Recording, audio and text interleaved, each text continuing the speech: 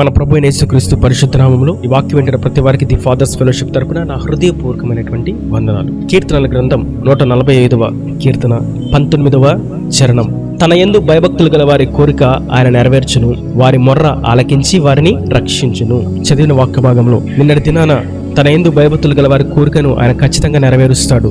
అయితే ఆ కోరిక నెరవేర్చబడకపోవడానికి ఉన్న కారణం మన ఒక వ్యక్తి అనగా మోషే యొక్క జీవిత చరిత్రను దేవుడు మనకి తెలియజేసి ఉండగా, నేటి దినాన ఆ యొక్క వ్యక్తి యొక్క కోరికని దేవుడు ఎలా నెరవేర్చాడు? యెహోవా యందు భయభక్తులు గల వారి కోరిక ఆయన నెరవేర్చును, నీతిమంతుల యొక్క కోరిక ఉత్తమమైనది, యథార్థవంతులకు ఆయన ఏమేలు చేయకమానడు. ఆయనకు మొరపెట్టు వారందరికీ, నిజంగా మొరపెట్టు వారందరికీ ఆయన సమీపంగా ఉన్నాడు. ఆపత్కాలమందు నమ్ముకొనదగిన సహాయకుడు, అడిగిన వాటిని ఇచ్చుటకు ఆయన నామమే ఉన్నతమైనది అని మనం అనేకమైనటువంటి వాక్య భాగాలు మనం చూస్తాం. అయితే మోషేని వాగ్దాన దేశానికి నడిపిస్తూ ఉండగా ప్రభు మోషేని, నువ్వు వాగ్దాన దేశానికి నువ్వు నడిపించకూడదు, నేను అక్కడికి తీసుకువెళ్ళను అని మోషేతో చెప్పినప్పుడు మోషే ప్రభువును బతిమలాడాడు. మనము సంఖ్యాకాండం 20వ అధ్యాయంలోను మరియు ద్వితీయోపదేశకాండం 3వ అధ్యాయంలోను బతిమలాడితే దేవుడు నో అని చెప్పాడు.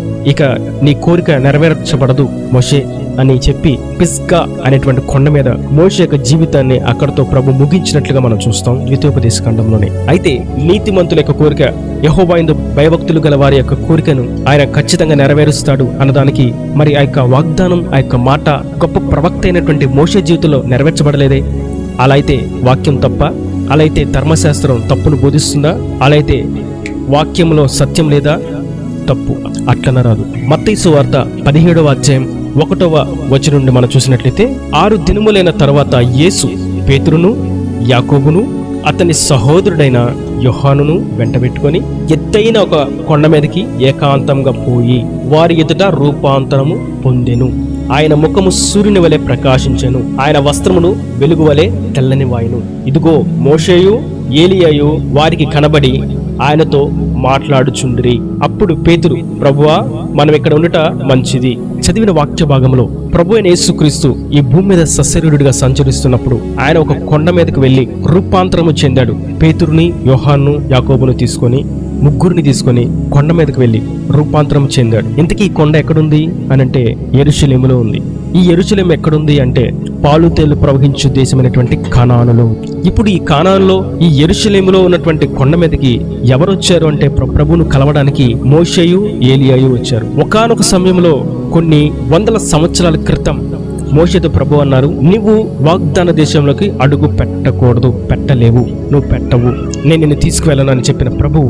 కానీ మోషే అడిగాడు, ప్రభువా, దయచేసి నన్ను క్షమించు, నన్ను వాగ్దాన దేశానికి అడుగు పెట్టినవయ్యా, నేను ఒక్కసారి ఆ దేశాన్ని చూస్తానయ్యా, ఆ సంతోషిస్తానయ్యా, ఆ సంతోషాన్ని, ఉల్లాసాన్ని అనుభవిస్తాను ప్రభువా అంటే, నువ్వు చేసినటువంటి నీ స్థాయిని నువ్వు తగ్గించుకున్నావు, సాత్వికుడు అనేటువంటి స్థాయిని నువ్వు తగ్గించుకొని నువ్వు పాపం చేసావు కనుక నేను అక్కడికి తీసుకెళ్ళను అని చెప్పిన ప్రభు. యెహోవా యందు భయభక్తులు గల వారి యొక్క కోరికను తీరుస్తానని చెప్పిన ప్రభు అతని యొక్క తప్పిదమును క్షమించి నేడు అనగా ప్రభు సాక్షాత్తు ఒక కొండ మీద ఆయన ప్రార్థన చేసుకోవడానికి వెళ్ళి ఆ కొండ మీద ఆయన రూపాంతరం చెందినప్పుడు మోషే అక్కడ అడుగు పెట్టినట్టు మనం చూస్తాం. ఏ దేశానికైతే నువ్వు అడుగు పెట్టకూడదని చెప్పాడు ప్రభు, అదే దేశానికి కొండ మీదకి ఆయన తీసుకొచ్చి నిలబెట్టాడు. యెహోవా యందు భయభక్తులు గల వారి యొక్క కోరికను ఆయన నెరవేరుస్తాడు. అది ఏ కోణంలో అయినా నెరవేరుస్తాడు. కొన్ని కోణాల్లో ఈ కార్యం జరగదు, ఇది మన వల్ల జరగదు, ఇది మన వల్ల కాదు అని అనుకుంటూ అధైర్యానికి, నిరాశకు, నిస్పృహకు అవకాశం ఇచ్చి దుఃఖములో, బాధలో, కన్నీటి వలయంలో ముందుకు సాగుతూ ఉంటారు. నేటి దినాన్ని వాక్యం వింటున్న వారితో ప్రభు సెలవిస్తున్నాడు, మీతోను యెహోవా యందు భయభక్తులు కలిగి నీవు ఉన్నావా? నిశ్చయంగా నీ కోరిక నేను నెరవేరుస్తాను, నీ మొర విని నీకు సహాయం అనుగ్రహించి నేను రక్షిస్తాను. దేవునికి మహిమ కలుగును గాక. మోషేని దేవుడు విడిచిపెట్టలేదు.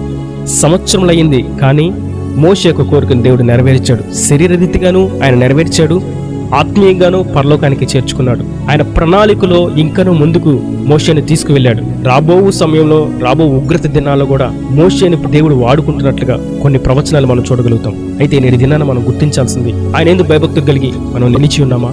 ఒకవేళ తప్పిదము చేసిన పొరపాట్లు సర్వసాధారణంగా మానవుని జీవితంలో చోటు చేసుకుంటూ ఉంటాయి, పొరచూపుతూ ఉంటాయి. అయితే తన తప్పిదమును తెలుసుకునే దాన్ని సరి చేసుకున్న వాడు దేవుని దృష్టికి ఇష్టడుగా మార్చబడతాడు. వానికి కోరికను నెరవేరుస్తాడు. కొంచెం ఆలస్యమైన, కొంచెం రోజులు గడిచిన, కొంచెం సంవత్సరములు ముందుకు వెళ్ళినా, కొంచెం వయసు మీద పడినట్టుగా అనిపించిన, ఖచ్చితంగా ఆయన దగ్గర చేసినటువంటి ప్రార్థన, కోరిక, విజ్ఞాపనను ఆయన నిశ్చయంగా నెరవేరుస్తాడు. దానికి సరైనటువంటి ఉదాహరణ మనకు మోషే. నేడు మోషే ద్వారా మనం నేర్చుకోవాల్సింది, తప్పిదం జరిగినా మనం దాన్ని ఒప్పుకొని సరిచేయబడినట్లయితే ఆయన సమయాన్ని అనుగ్రహిస్తాడు, ఆ కోరిక నెరవేర్చబడడానికి అవకాశాన్ని అనుగ్రహిస్తాడు. నేటి దినాన్ని మనం మోషే వలె మన తప్పిదం, ప్రభువా నేను ఒకసారి తప్పు చేశాను, సాత్వికుడైనటువంటి స్థాయిని తప్పించి నేను అడుగు కిందకు వేశాను, మెట్టు దిగజారానయ్యా, నన్ను క్షమించి నన్ను ఒకసారి తీసుకువెళ్ళు అని వందల సంవత్సరాల క్రితం మోషే చేసిన ప్రార్థన దేవుడు అంగీకరించి ప్రభు సజీవుడిగా ఈ భూమి మీద సంచరిస్తున్నటువంటి ఆ యెరూషలేములోకి మోషే దిగి రావడం అనేది ఎంతో అద్భుతమైనటువంటి విషయం. మనం అట్టి ప్రార్థన కలిగి ముందుకు సాగుదముగాక, ముందుకు అడుగు వేయుదుముగాక. ఈ నా దేవుని మాటల ప్రతి వాని హృదయంలో నీరు కట్టి ఫలింపచేయను గాక. ఆమెన్. God bless you.